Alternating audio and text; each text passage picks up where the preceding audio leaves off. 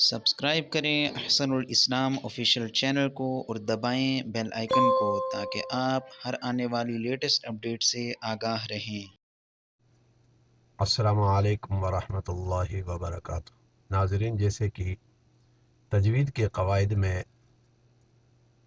آپ حضرات کے سامنے وہ ضروری قواعد جو روزمرہ زندگی کے تلاوت میں چل رہے تھے، اس میں سے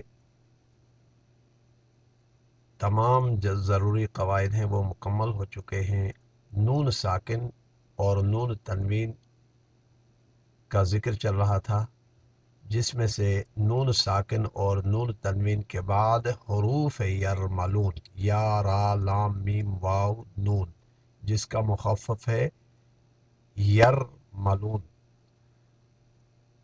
لام اور را کے علاوہ بقیہ حروفوں میں ادغام مع الغنہ ہوگا، نون ساکن کے بعد آئے یا نون تنوین کے بعد آئے۔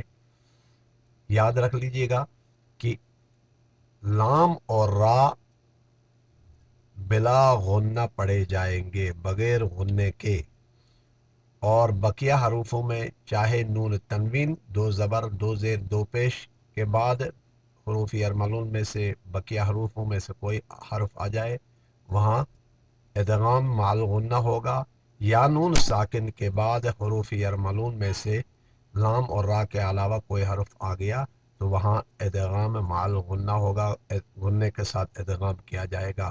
اور ادغام میں نے آپ کو اس کی تفصیل پہلے بتا چکا ہوں۔ آج کا سبق اختتام پذیر ہوتا ہے۔